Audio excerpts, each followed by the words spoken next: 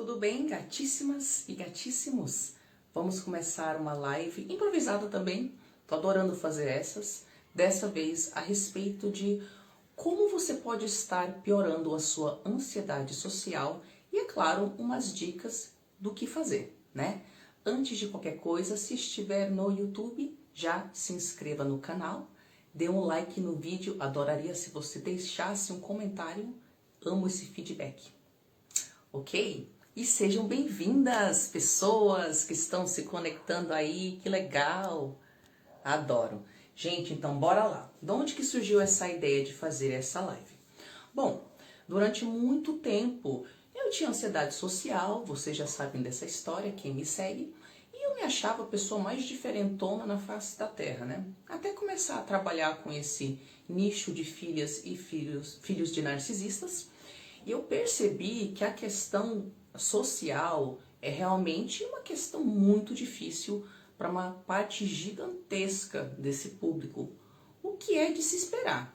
Se você pensar que o primeiro modelo de relacionamento que a gente tem na vida é o relacionamento que temos com nossos pais e que filhos de narcisistas tiveram uma experiência bem bagunçada nesse sentido. Então, o primeiro registro do que é se relacionar, do que é, né, tentar fazer parte do outro lá, é péssimo. E claro que isso pode deixar uma série de sequelas e gatilhos. Sejam bem-vindos, pessoal que está se conectando aí. Então, muitos de nós já tivemos questões na área social. E aí também, ao longo... Opa, gente, vocês estão me ouvindo?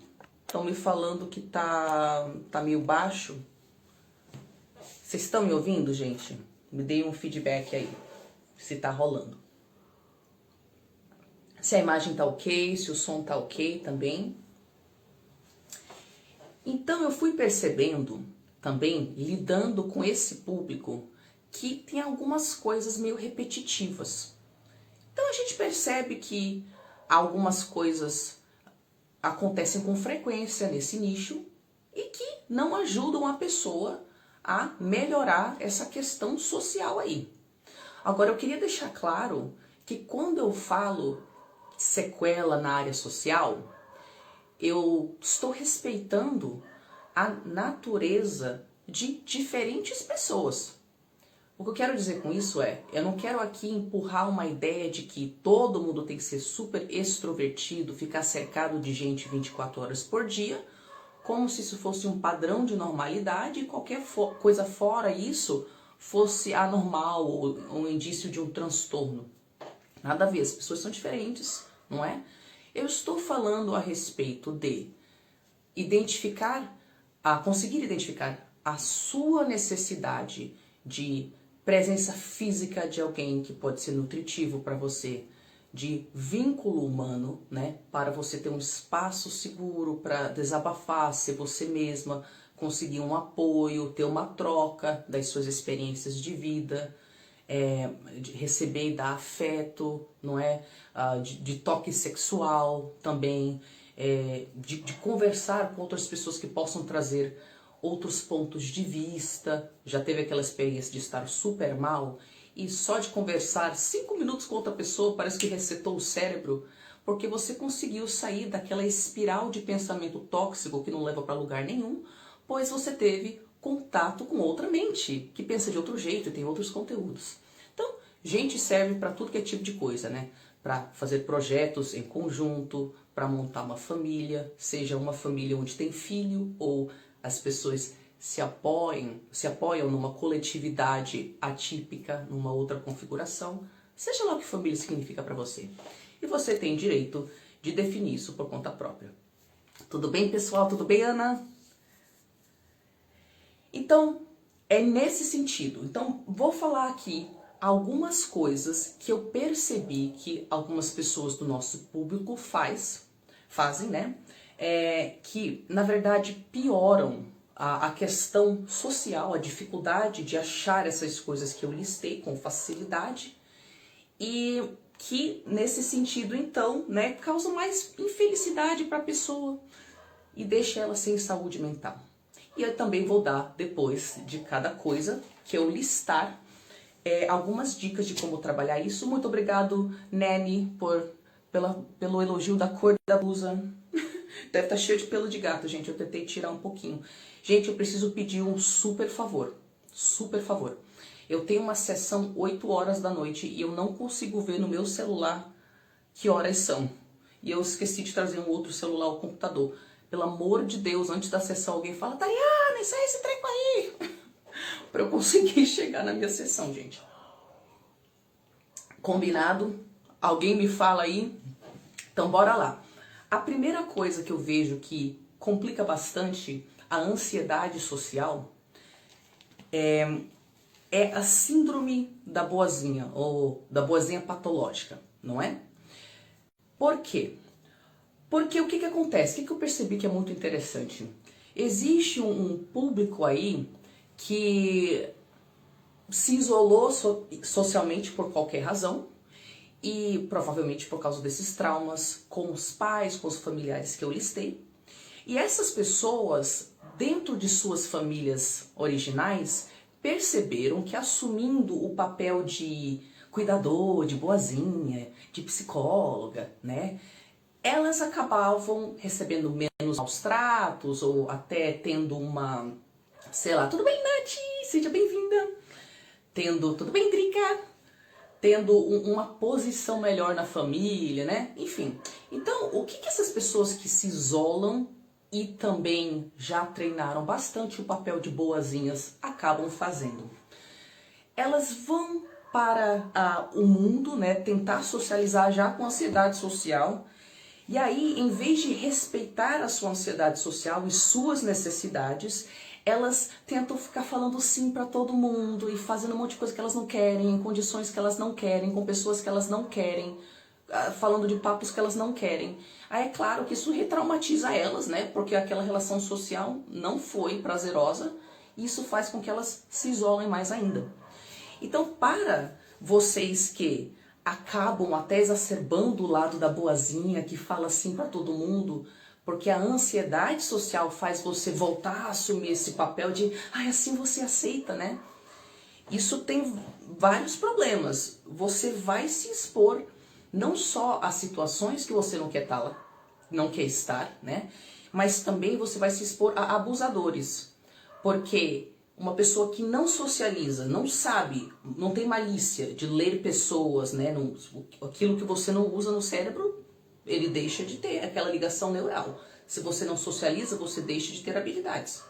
Então, você quando vai para o mundo, ainda assumindo, mais uma vez, o único papel que se conhece, da boazinha, do bonzinho patológico, então é claro que você vai se colocar no papel de cuidador. E quem que é um cuidador? Narcisista. Então, o que eu vejo de gente que tem ansiedade social e é boazinha patológica e só atrai narcisista, porque a pessoa, na ansiedade social, tenta se sentir menos ansiosa. E qual é o papel que ela conhece? Cuidadora dos outros. Quem que é cuidador? Narcisista. Então, qual é o segredo aqui para você, que eu acho que possa ajudar bastante? Assertividade, respeitando a sua natureza e também se relacionar com gente alinhada. Quando você tem ansiedade social, a forma de curar isso não é você tentar ser o que os outros querem. Isso é o que causa ansiedade social. Essa crença que você tem de que você é inadequada, diferente de todo mundo, e que você tem que tentar ser o que eles querem. Então, o caminho é outro. O caminho é voltar a atenção para o seu coração, suas necessidades e seu prazer. E se perguntar, o que eu quero? E aí você pode perceber, cara, eu tô saindo com esse povo pra balada, eu nem gosto de balada, cara. Eu gosto de estudar. Aí vai atrás de um povo nerd, monta um grupo de estudo, você entendeu?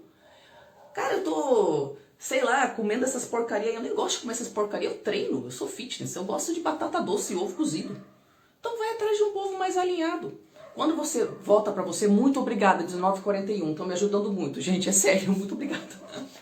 Quando você volta a atenção para você, você barra o mecanismo de estar se olhando de fora, julgando o próprio comportamento como inadequado, então tem que mudar para agradar, e você fica centrada na única coisa que faz sentido, que é você, né, se perguntar que tipo de interação social eu quero ter e ter os seus limites que respeitam essa sua natureza. Como, por exemplo, toda vez que eu saio com os meus amigos sabem que eu tenho uma tolerância limitada para atividade social. Então eles sabem que eu posso ir embora mais cedo, que eu posso me isolar durante a atividade social. Às vezes tá todo mundo conversando, eu vou pro canto, beijar o gato, entendeu? E não tem problema, que eu não tenho que fingir ser de outro jeito. Então respeite-se e comunique seus limites. Okidoki. Outra coisa que acaba piorando a ansiedade social, se enxergar como uma pessoa que tem ansiedade social, e isso sendo um rótulo fixo. O seu cérebro é plástico. Isso quer dizer que ele pode fazer novas ligações. Ele pode aprender, gente. O que você não sabe fazer, você pode aprender. Então, a dica aqui para você, em vez de se rotular uma pessoa que tem ansiedade social, ou eu sou esquiva, eu sou não sei o quê, é você se enxergar um pouco de fora, fazer planos para o que realmente é saudável e necessário para você. E isso pode ser ter vínculos saudáveis com pessoas com quem eu possa ser eu mesma, onde há respeito, sei lá, dentro dos meus limites, não é? E agir com fé que você vai aprender a tal da habilidade que te falta, né? Porque quando você se enxerga como uma pessoa com personalidade fixa, da onde que você vai achar uma solução, uma saída para isso? A gente tem que partir do pressuposto que a gente é aprendiz e que o que a gente não sabe fazer, a gente pode aprender. E a forma de fazer isso, eu acredito, é conseguir se imaginar como sendo uma pessoa que sabe fazer aquilo. Mesmo você não conseguindo fazer aquilo hoje, ao criar a imagem mental, você começa a dar uma realidade para aquilo. Se você não consegue nem se imaginar como aquilo, é porque você tem umas crenças que você nunca pode ser aquilo. Então você está se enxergando com a tal da personalidade fixa. Não faça isso consigo mesma. Enxergue-se como aprendiz. Ok? Outra forma que as pessoas acabam piorando a sua ansiedade social, se isolando. Gente, se você não usa uma ligação neural, você acaba perdendo ela. Se você não socializa, você perde a habilidade, se torna mais difícil. Você vai querer se isolar cada vez mais. Então, é encarar como desafio e ir mesmo assim, mais uma vez, respeitando a sua natureza para que você não se traumatize tendo experiências desagradáveis, que não respeitam o que você, no fundo, deseja, não é? É isso, gente. Então, se a gente enxergar esse aspecto social menos como eu sou inadequada, eu não caibo nos lugares, eu não sei me encaixar, todo mundo percebe que eu sou diferente, e a gente enxergar de uma forma mais cognitiva, de treino. Você faz academia, não tem que repetir o negócio para ter a massa muscular, para ter o resultado, a resistência, não sei o que, é a mesma coisa, gente. Então, exponha-se aos contatos sociais que fazem sentido para a sua personalidade. Encare como desafio e ative as ligações neurais adequadas que vão tornar tudo isso mais fácil e leve. Porque o ponto é esse, não é ficar sofrendo na ansiedade social. É superar esse treco logo para que você possa, no seu grupo de pessoas, se sentir leve. E você mesmo, você mesma, ok? Vamos lá, o que mais? Agora, gente, eu vou listar umas coisas meio atípicas, mas eu já vi 19h50, eita, 10 minutos, muito obrigada, gente. Eu vou ter que acelerar aqui. Mas eu já vi isso acontecendo com frequência o suficiente para querer mencionar aqui, tá bom? Então, uma outra forma que você pode estar piorando a sua ansiedade social. Além de não fazer esforço para socializar, falar demais com profissionais que você paga. Eu já vi inúmeras vezes pessoas com uma profunda carência afetiva, que têm crenças do tipo, chutei a câmera, eu sou tão desinteressante, ninguém vai querer me ter por perto. Elas acabam abusando das pessoas que têm na vida delas, que muitas vezes são só os profissionais com os quais elas se relacionam. E aí, elas mandam mensagem, áudio longo, coisas que, tipo, fora do horário, sabe, domingo, não respeitam certos limites, e isso acaba só confirmando para elas a sensação de que elas não são merecedoras de atenção, porque aquele não é o local onde elas podem buscar esse tipo de vínculo, entendeu? Elas teriam que buscar esse vínculo na vida delas. Mas a crença de eu sou inadequada, inadequado, ninguém vai me querer por perto, faz com que ela nem tente isso e acaba sobrecarregando os profissionais. Então pensa se isso não é uma coisa que você pode estar fazendo também. E aqui a dica para você é realmente olhar essa crença de por que você acha que tem que só ter contato nesses lugares e não, na verdade, ter uma abundância de ligações e vínculos que te fazem bem, porque você merece. E porque isso é saudável e relacionamentos são para todos. E não é porque não deu certo com algumas pessoas que não vai dar certo com outras. Então, olhar essa crença de não merecimento, realmente eu recomendo. Outra coisa, gente, só ter o filho como amigo. O que eu vejo de situação de filhas e também mães que relatam a seguinte experiência. A mãe teve algum tipo de frustração, ou queria seguir uma carreira, mas engravidou, não conseguiu, ou queria casar com um cara, mas ele deu um pé na bunda dela, largou para outra, sabe, para ficar com outra. Teve alguma frustração aí, não conseguiu se recuperar. 19h48? Vixe, gente, esses horários aí, é 19h48 mesmo, gente? Que antes era 19h50, então, peraí. Só alguém me confirma aí. Então, o que acontece? A pessoa não conseguindo superar aquilo, ela se frustra, vai se isolando das pessoas, começa a enxergar o mundo e as pessoas como lugares perigosos, que não valem a pena, não sei o quê. Aí ela sobrecarrega o filho. Aí fica, tipo, jogando a carência afetiva em cima do filho. Só tem o filho como amigo. É claro que o filho vai também se sentir culpado de largar a mãe, de largar o pai, não é? 48. Ufa! Ó, trabalho em equipe, gente, arrasaram. Então não é justo com os seus filhos também você ter uma gigantesca carência afetiva e ficar colocando eles nesse lugar de ter que preencher por causa de uma frustração que aconteceu às vezes quando eles nem nasceram.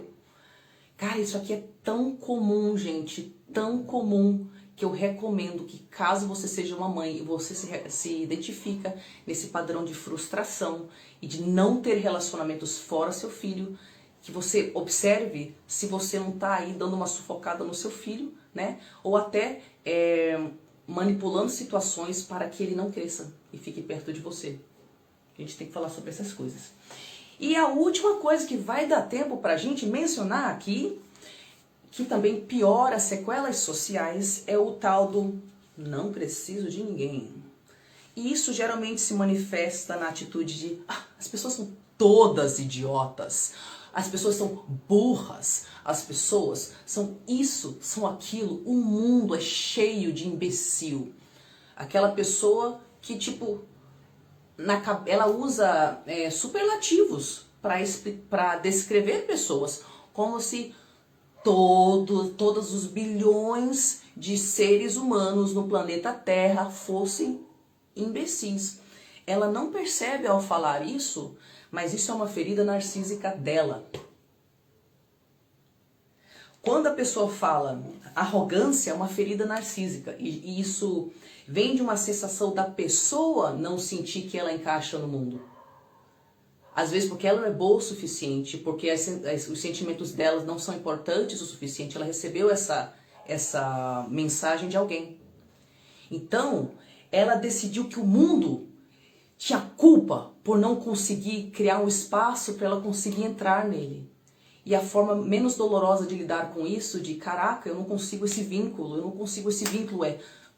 as pessoas são todas imbecis, eu não preciso delas. Sacaram? Então, eu vou fechar aqui. Ai, gente, que oração. Então, olha essa ferida narcísica, né? Caso seja o seu caso, como que todo mundo é um imbecil e você não. Reflita se isso é minimamente possível, ok? A live vai ficar salva se o Instagram me ajudar. Gente, eu consegui ver o horário, era só fazer assim, vivendo e aprendendo, não é? Eu tentei mais cedo, não funcionou. Aqui é 19h50, então eu tenho tempo. Adoro, gente! Eu não sei como eu tenho uma empresa digital, pois eu não sei nada de coisas eletrônicas e tecnológicas. Então eu vou conseguir falar sobre mais uma questãozinha aqui, que faz parte do eu não preciso de ninguém. Eu já falei da ferida narcísica, que é a arrogância. Todo mundo é um imbecil. Engraçado, só você não, né? E a outra é a ferida esquizoide. Eita, complicada essa palavra aí. O que é esse treco aí de esquizoide, Tariana? Aqui eu estou me referindo aos traços do transtorno de personalidade esquizoide, que diz respeito a personalidades que, além de não querer contato social com praticamente ninguém, ou ninguém, elas se isolam, né? Além de se isolar, elas também não querem. Diferente dos esquivas, por exemplo, que se isolam, mas até queriam ter contato, mas elas se sentem meio inadequadas. O esquizoide, tipo, não quero, tô de boa, me deixa em paz. Pode ser aquele cara que nunca sai da casa dos pais, tem 50 anos, só tem os pais e os amigos da internet que ele joga videogame. Sabe, não se relaciona com mais ninguém. Pode achar, tem esquizoide que acham um marido, uma mulher, uma esposa, mas é a única pessoa que eles têm na vida, mais ninguém. Então é uma pessoa que se isola, né? Tá, Tari, o que isso tem a ver com o que a gente está falando? O esquizoide, mais uma vez, quero respeitar aqui a individualidade de cada um e falar que se você precisa de muito tempo sozinha ou prefere estar em grupos menores e não estar, né, socializando em ambientes caóticos com muita gente, não estamos querendo mudar a sua personalidade. Mas o que eu percebi nos meus pacientes esquizoides? E a literatura também mostra isso. Existe aí, em algum lugar da história do esquizoide, frequentemente, uma experiência onde ele foi tão invadido,